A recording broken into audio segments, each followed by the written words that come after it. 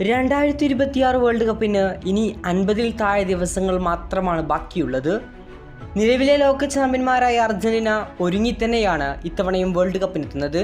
പരിശീലകനായ ലയണൽ സ്കലോണിയുടെ മാന്ത്രികതയിൽ വീണ്ടും അർജന്റീന ആരാധകർ വിശ്വസിക്കുന്നു.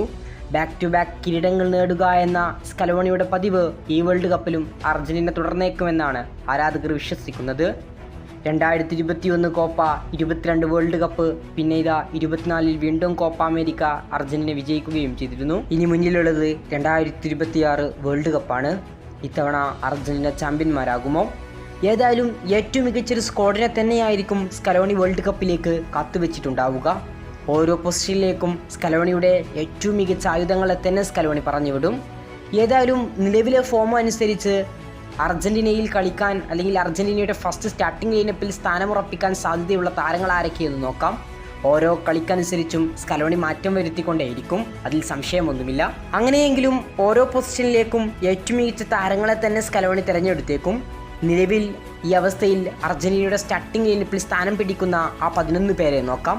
ഗോൾ കീപ്പറായി എമിലിയാനോ മാർട്ടിനസ് തന്നെയായിരിക്കും. മറ്റൊരു അർജന്റീനക്കാരനായ ഹുവാൻ മുസോയും മിന്നും ഫോമിലാണ് കളിച്ചുകൊണ്ടിരിക്കുന്നത്. എങ്കിലും എപ്പോഴും ഫസ്റ്റ് ചോയ്സ് എമിലിയാനോ മാർട്ടിനസ് തന്നെയാണ്.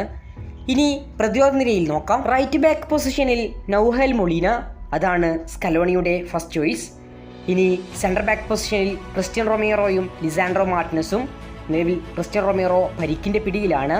താരം വേൾഡ് കപ്പിന് മുന്നേ തിരിച്ചെത്തുമെന്ന് തന്നെയാണ് മാധ്യമങ്ങൾ സൂചിപ്പിക്കുന്നത്.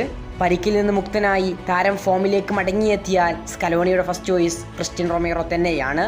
ലിസാൻഡ്രോ മാർട്ടിനസ് സ്കലോണി ഇഷ്ടപ്പെടുന്ന ബാക്ക് ലൈനിലെ പ്രധാന താരമാണ് ലിസാൻഡ്രോ.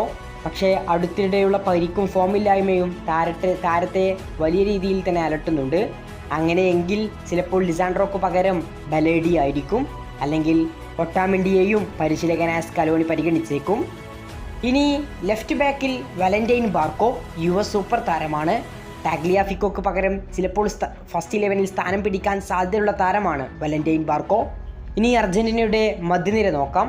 സെൻട്രൽ മിഡ്ഫീൽഡർമാരായിക്കൊണ്ട് എൻസോ ഫെർണാണ്ടസ്, അലക്സ് മാക്കലിസ്റ്റർ എന്നിവർ തന്നെയായിരിക്കും. ഒരുപക്ഷെ ചിലപ്പോൾ എൻസോക്ക് പകരം ഡിപ്പോൾ ആദ്യ 11-ൽ ഇറങ്ങാനും സാധ്യതയുണ്ട്. പക്ഷേ അർജന്റീനയുടെ ആദ്യ മത്സരങ്ങളിൽ ഇങ്ങനെ തന്നെയാകാനാണ് സാധ്യത.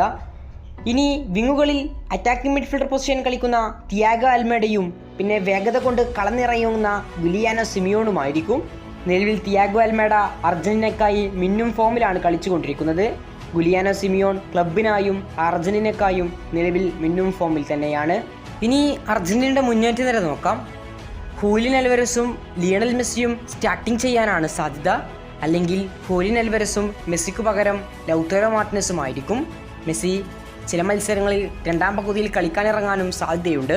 മെസ്സിയുടെ ഫിറ്റ്നസ് കൂടി കോച്ച് പരിഗണിക്കേണ്ടതുണ്ടാകും. ഒന്നുകൂടി നോക്കാം. ഗോൾ കീപ്പർ എമി മാർട്ടിനസ്, പ്രതിരോധത്തിൽ Nahuel Molina, Cristian Romero, Lisandro Martinez, Valentin Barco. മധ്യനിരയിൽ Giuliano Simeone, Enzo Fernandez, Alex MacAllister, Thiago Almada. മുന്നേറ്റ നിരയിൽ ഹൂലിയൻ അൽവരസ്, ലിയണൽ മെസ്സി.